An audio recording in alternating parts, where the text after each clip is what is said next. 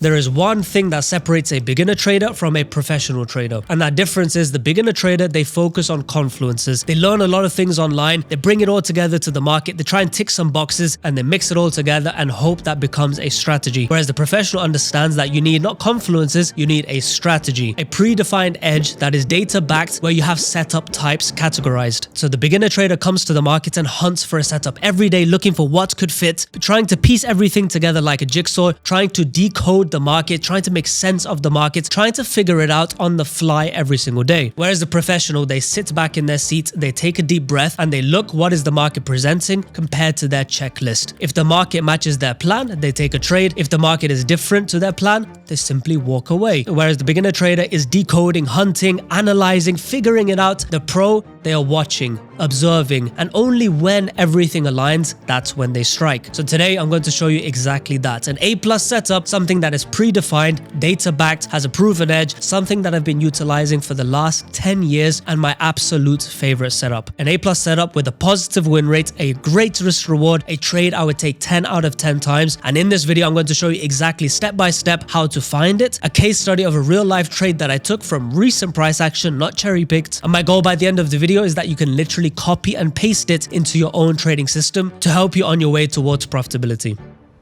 So jumping right in, this is the trade that I want to show you. It's a recent trade. It's an A+ setup and I want to break down exactly why. So there's a lot of theory that's going to go into this and I'm going to show you in a moment because it's important to build the foundation of what we're looking for, what makes an A+ setup, and then coming back to this to show you exactly how it meets all the criteria. So by the end, you see that every single time you see price action like this, and it's going to be when you focus on the plan like this. And just at first glance, you'll see, okay, it looks kind of familiar. I can see price swept to high and then went to the low. And it's a bearish market. So yeah, you can see some pieces of the puzzle. But the key here is look how many smart money traps there are. There's a smart money trap over here. I'm going to explain why all of these are smart money traps. There's another one here. There's an important one here, a very important one here. And then also understanding what is this zone all the way down here. Why in this trade am I focusing on 4 or 5 different smart money traps? Why that is the key to the context, key to the puzzle. And most importantly, focusing on liquidity, traps, manipulation. Remember, the key to a high quality system versus a low quality system is when you trade based on causation, because most traders, they trade correlations and what you should be trading is causation. Quickly, let's separate what that means. A causation, as in the word implies, is something that causes an effect. For example, if I put gasoline on a fire, that will cause the fire to burn brighter, to burn more aggressively. So I caused it through the gasoline. Therefore, gasoline is a causation to a hotter and more aggressive fire. But what is a correlation? A correlation would be you go to the beach on a summer's day and you see that there's more ice creams being sold around. And at the same time, you read on the news that there is more water sports accidents. And you'll say, okay, well, every time there's ice cream sales going up, there's also water sports accidents going up. But the reality is ice cream sales doesn't cause drowning. It's just a correlation. The causation is probably it's a summer's day, more people are out and about and more accidents can happen. So you have to separate in a trading system causation from correlation. And most traders, they trade, unfortunately, correlation. At times it makes sense. At times it appears to be relevant, but it's not the underlying truth. For example, a trend line works sometimes, but it's not the reason the market moves. A Fibonacci rejects sometimes, but it's a probabilistic zone. It's not the reason the market reverses. If you want to dig deeper, just Google what a bell curve looks like and just put into ChatGPT what a graph would look like if you measured all the types of retracements. And you'll see ChatGPT will show you a normal distribution. A bell curve will be the exact distribution of normal price action retracements. And that's exactly where your Fibonacci levels lie. So you're focusing on, once again, correlation. What I want to focus on in my strategy, what I think will make a big difference in anyone's strategy, is focusing on correlation. The reason the market moves, that's going to be inducement,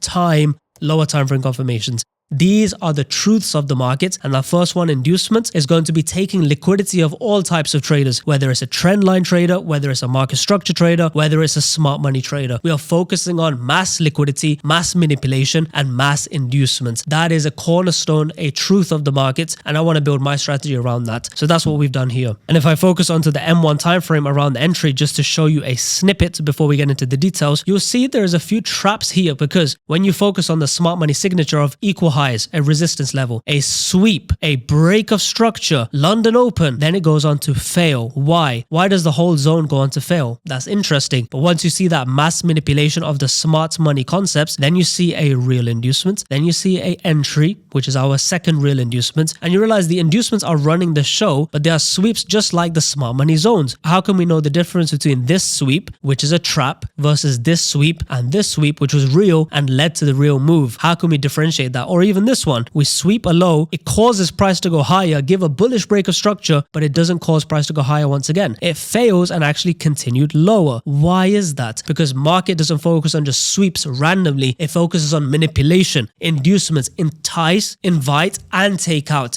Both parts, not just sweeps. And overall context, trend, types of liquidity pools, they all matter. It's not just about Asia high. There's a lot that goes into what seems simple. And that's why in this video, I want to take you through step by step, because when you focus on the blueprints, you build the foundations, it's so clear, it's so simple, it's so achievable, and it leads to massive trades. This trade alone, when we zoom out, in a single day, we can get our 1 to 3 and 1 to 10 risk to reward targets. And the whole trade in the end was 1 to 24. I don't take the full 1 to 24 risk to reward. I think it's too much. I'd rather cut my trade at the 1 to 10. But you can see in the space of a few hours, very high win rates, very impactful risk to reward, and very easy to spot. This is how we should be trading. And by the way, this kind of setup is a bread and butter for me. Remember, I've been trading for a decade now, and you may remember my public signals, where I was giving trades live ahead of time. Live callouts, something that cannot be faked, because I gave the before, the during, and the after, and documented it publicly for a year and a half. 18 months, over 60 trades, and 59.5% documented. Periods where I had 18% in a single 24-hour period, the highs and also the lows. I took 7 losses back to back, and that was a showcase of my normal trading over time. And most importantly, you can do the math. 59.5% gain if you have $1 million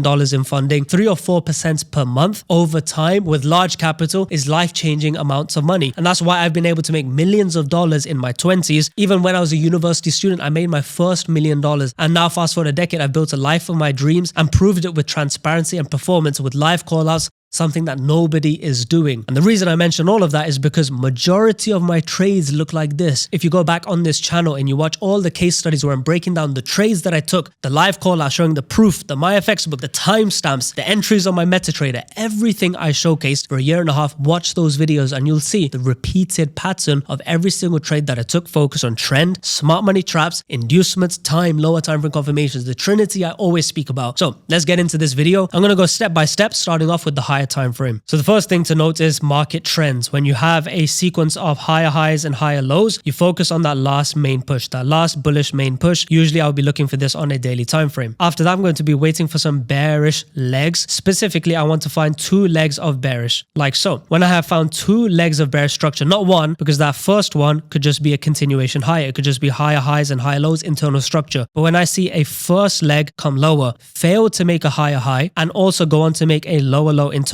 breaking the previous low, when I found a impulse, 1 leg, 2 legs. When I found that second leg confirmed and the first high is protected, now I know I have started my complex pullback. So that's the next step. Once my complex pullback is confirmed, I know I am in a temporary bearish market and I can start to mark out these supply zones because I now know this internal trend will continue. Where is that internal trend going to continue towards? Well, it's going to continue towards this demand area at the bottom. And what I'm expecting is the market to continue in its own trend, which is bullish. So the fact that we had a market that was forming a higher low that went on to make a higher high. Yes, we had a temporary bearish retracement, but eventually we will reach the extreme, the end of that retracement. The complex pullback is done. The retracement is done. The destination is complete. The demand area, we have formed the next higher low, and then we expect a new higher high to be formed, breaking past the previous higher high. Simple higher highs and higher lows, market trend, where the bearish portion over here is what I want to focus on as the complex pullback. So now this becomes something important to focus on because I can start to see where is the internal and external trend. So let's not get confused in words. Let's actually write down what this means. So on the daily time frame, the higher time frame, the last higher low that went on to make the higher high in the market, the green lines, that's going to be our external main push, our external trend. So let's mark this out. And then within that, we're going to have our internal trends because we have this external trend, which is bullish. We formed a higher low to a higher high. This is now our trading range. Inside of that external high to external low, this is our trading range. So let's zoom into this internal trend inside of our trading range and see what it looks like. Remember, it's going to be inside the higher low to higher high high, the external low, the external high. Inside that box, we have internal trends. And that's simply going to be when we have a lower high that made a lower low. We had a bearish push. That bearish push, we find the high of it,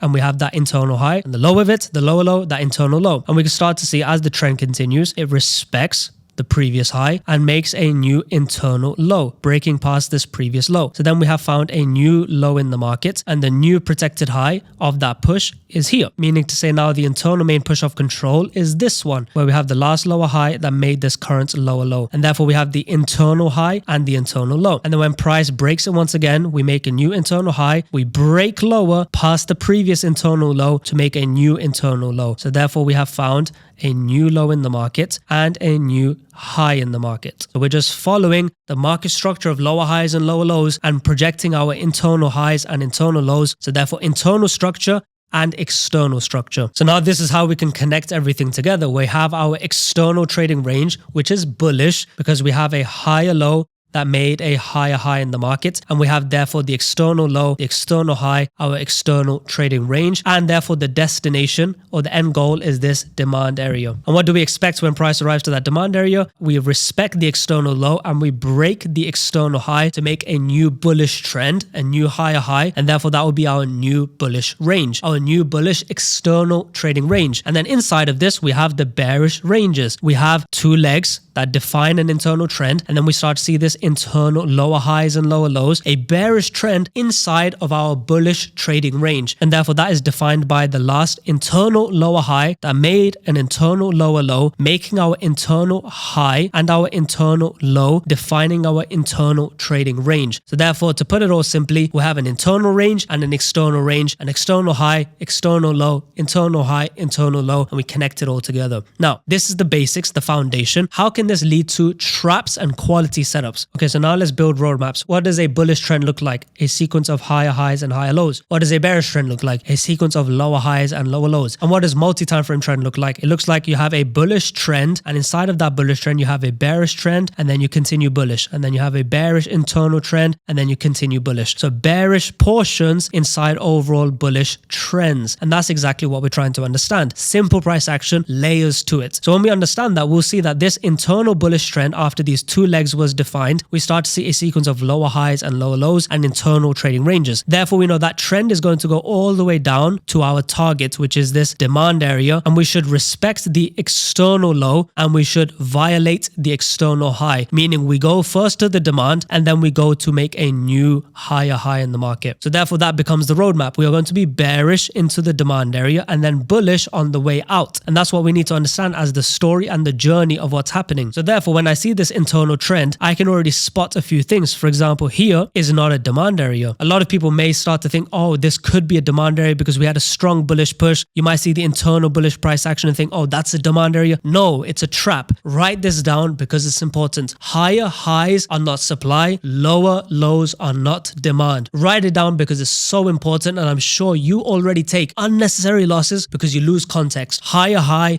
is not supply. Lower low is not demand. Therefore, do not sell at higher highs and do not buy at lower lows. Sounds simple, but you'll be shocked at how often and how easy it is to make that mistake. So for example here, do not buy because this is a lower low. It's an internal low. We are expecting it to get broken all the way down to this demand area. So if price is sitting here, do not buy, it's a lower low. And same goes for up here. Price may come all the way back down to this area and you might start to think, well, price has come all the way back to this area. This is where previously market was bearish. We had two legs of bearish structure. You may look to start selling and you'll forget the fact that a higher high is not a supply. If the market is going here, it's going to break that eventually because that is the external high and the bullish is the trend. So you would have a bullish retracement, bullish. Why would you sell when you're expecting bullish? Because a higher high is not a supply and a lower low is not a demand. These are trap zones. Write it down, please. It's so important. So in this video, you can see I'm focusing on the difference between a beginner trader and a pro trader and how the beginner trader is all over the place. They're trying to figure out the markets. And sometimes it's hard for us to know what are we exactly doing right and wrong. This is why every single year I take a bit of time to do a health check on my strategy. And over the years of doing this, I've developed a system to actually grade it for me, what I call a strategy health check. So what I decided to do this year is actually share it with you guys absolutely for free. It's going to be a quick questionnaire where you just have to tap your answers. It will take you literally 2 or 3 minutes. And when you go through the 8 questions about your strategy in this questionnaire, at the end of that questionnaire, you'll get a full diagnostics on your trading system. Meaning to say the trading health check will tell you where you're going right and where you are going wrong. Areas in your strategy that are blind spots that are causing you unnecessary losses, and areas you should focus on that are going to help you make a lot more profit. So go ahead and click the link in the description to have your free health check of your trading system, and it gives you a free 30-day diagnostic report on how you can fix your strategy. So the reason I took some time to develop all of this out, screenshot it, write it down, take your notes. This is the framework of the market. Now I'm going to show you this in action. So this is what we need to focus on. We can start to see, first of all, what is the trend? Very clear to see we are bullish. We have a higher high push in the market. This higher high makes a retracement, doesn't go lower, makes a higher low, and then goes on to make a higher high. So we have found now a bullish trend in the market. And more importantly, we found a trading range, which is this bullish main push. And what we are expecting is that bullish continuation from here. So therefore, as a result, we have our external low and external high, therefore our external trading range. And then we had 1 leg, 2 legs of bearish. Once we've had those 2 legs of bearish, we know we are in a bearish complex pullback where we are forming our internal lower highs and internal lower lows, meaning our internal high and internal low, meaning our internal trading range. So therefore, we have found all the things we needed. We found overall trend, we found external trading range from our external high to external low, and we have found our internal trading range from our internal high to our internal low. And we know the roadmap, which is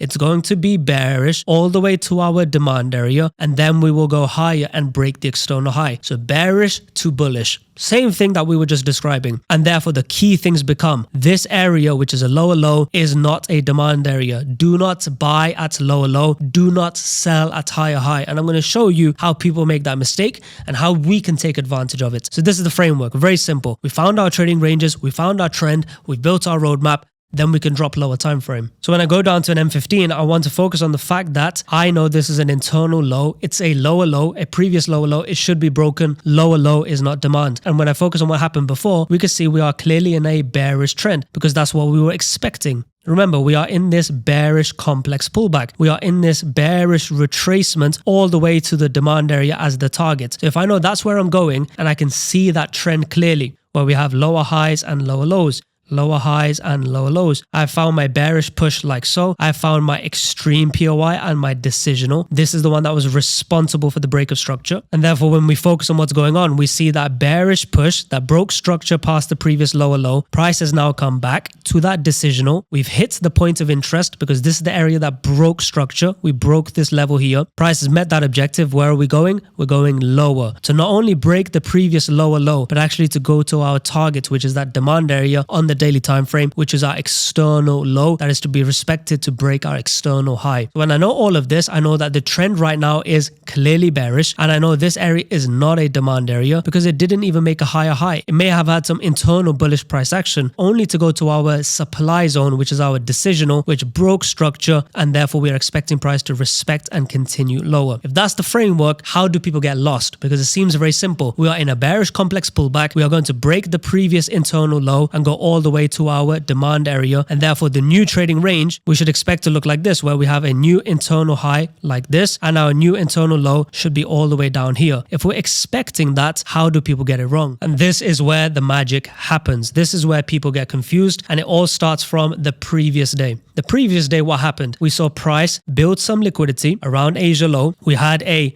sweep lower first. This failed to break structure, made a smart money trap, real inducement, push higher. So what is going on here? So let's first define a signature of a smart money trap. A signature of a smart money trap is going to look like a sequence of lows in the market, equal lows, a support level. Once that support level is found, we are going to wait for price to sweep lower.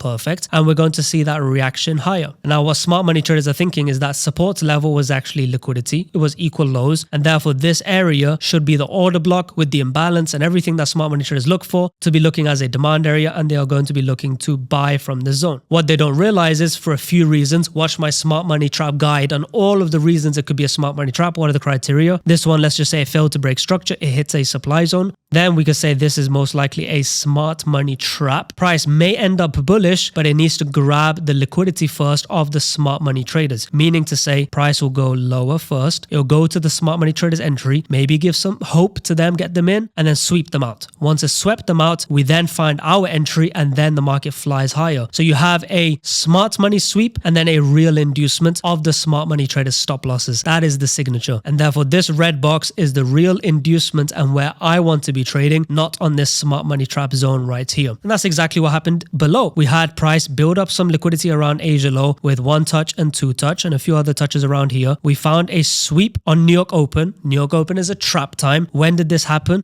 It happened on the minute of New York Open, and then we find the real inducement after those smart money traders were in. When I drop down to M1, you see it even more clearly. You can see that this smart money zone was picture perfect because you see that equal lows level swept, fails to break structure, hits a supply zone, then comes a bit lower, gets the smart money traders in, gets them a bit excited, shows them a bullish trend line, and then wicks them out, smart money trap, inducement, real one, and then price flies. And when inducements have happened, especially after smart money trap, look at that reaction. In a single minute, we wick through the stop losses and fire up 30 pips, 25 pips in a single minute. Smart money traps lead to violent reactions, large bullish candles, and eventually a higher high, the real move. And the smart money traders got the direction right, but they didn't get in. They didn't make profits because they hit their stop losses first. And when I go to the next day, the day that I'm interested in my trade, we see the same thing. It's actually funny.